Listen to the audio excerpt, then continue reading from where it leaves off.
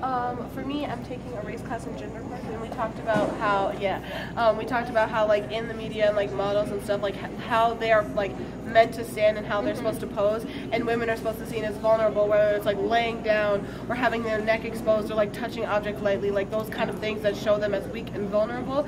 And then for like a man and a woman model, like you'll very see like a woman will like have her leg up to show that like she's not balanced and she's not centered, and she could be taken advantage of at any moment. I saw this video where they do a lot of things to the body, they do a lot of things to the hips, to the butt, and when you like actually see who this person is without all the Photoshop and all that, looks nothing like. I think that's just what makes our world so sad, that people look at certain body types, or we have to be certain body type to be considered beautiful. Like I consider my body beautiful, I consider her body beautiful.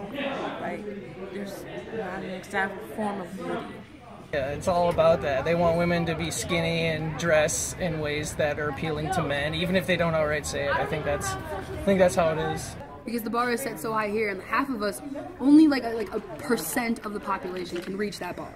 But the rest of us, without enhancements, and the rest of us who don't care, really, I guess, fall below the bar and then are seen as the people, oh, you're not trying. They like held up a piece of paper to their waist, and like girls will take pictures of it. Oh, and if your waist is smaller than the size paper, an 8.5 it's like by 11 sheet of paper. Yes. Win. They were competing on social media, like who could achieve that. Yeah. That's awful.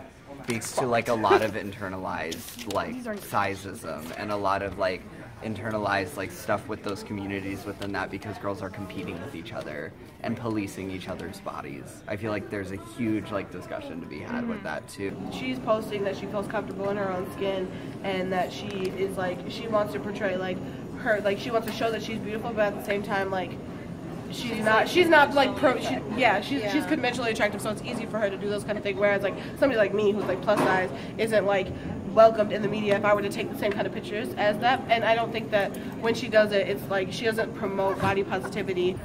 You don't want like young kids to like idol them, you know. That's not something you want to say, yo, you gotta have this body, you got, you know, kids are gonna have idols, but I think it's also them showing like they're expressing themselves, like they want to take a picture, they admire their body, you know, they show their body, they love their body. That might be why that they're doing that. And Kim wants to post a nude.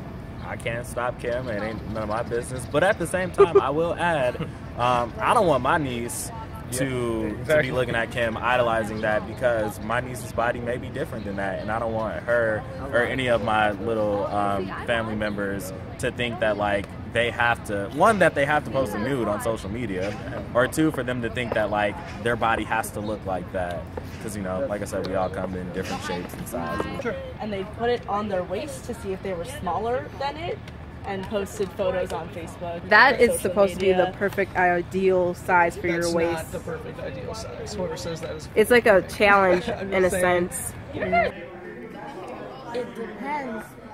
Her body's artificial. So it's not body positive, because that's not her real body. She's not showing women to appreciate themselves and their bodies for who they are if she's there injecting a bunch of random crap in her body. Wow. Yeah. What do you think of the paper test? stupid. Yeah, it's really saddening to me, more than stupid, just because beauty comes in so many different shapes and sizes. I mean, society has ingrained that within us, and therefore we just feel like we need to be sexy in order to be beautiful, in order to sell, you know, in order to be accepted in society. We did a paper on this, so I did a lit review on Does Sex Sell? And so back in about 1920, 1930s, sex did not sell. Everybody thought it was very promiscuous, and if you had a scantily clad woman trying to sell power tools, men did not find that attractive. They were actually least likely to say that they would buy the power tools. Nowadays, it has changed a lot. Sex does sell in our society, but not in the way that we think it generally does. The way that sex sells in today's society is more animalistically driven. and societally driven. Like Oh, sex, definitely, sexuality, yes, does yes. it sell? If you see like a good-looking woman or a man, you're definitely going to be more interested in it.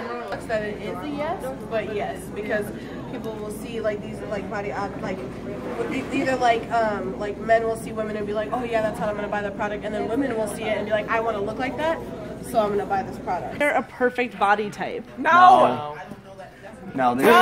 it's a myth. I mean, perfection is subjective. It's relative. For me, there are certain body types that are more attractive, and that's the reality of it. So, I agree. I think it's very subjective. Everybody has their own preference. I don't think there's any one generalization of what beauty really is. No. The body type that the woman carries.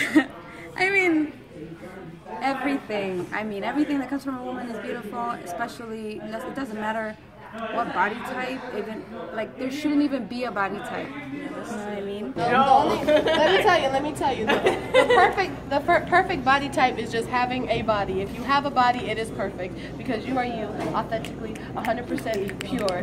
Yes. Oh God, everything. Honestly, it doesn't matter what they look like, no matter what size you are, no matter if you wear makeup or not, because if you do it, more power to you, because I don't do it because I can't. So, I mean, shoot, you gorgeous if you want to be. you can't really generalize with something like that. I mean, people are people. What makes a man beautiful, it's the same thing. You can't really, you have to know who you're talking about to say why they're beautiful. So. Just living and being herself. Being who they are. Yeah. Being who they are is being confident. I think, Like yeah.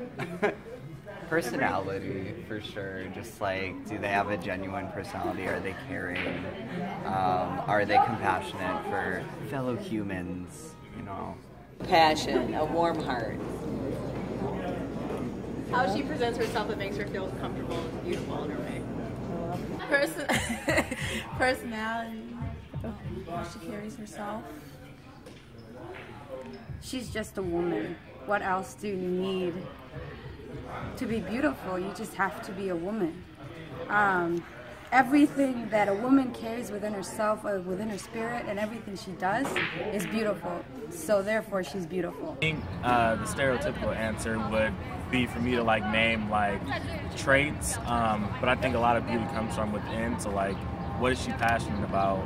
What is her personality like? Like you said, passion, what they really strive for in life, and what they're actually going for. I think it's just more of what they really want, like what they go for. Like you said, their passion, their ambition. Ambition. I think there you go. Ambition. So sexy. Like there's ambition. Nothing more sexier. Just dream. Like just we can stay up all night and tell me about your dreams. You know what else? Getting an independent woman, one who she don't need you. She wants you. She don't need you at all. She wants you. Having a woman like that makes them definitely Miss Independent. INDEPENDENT.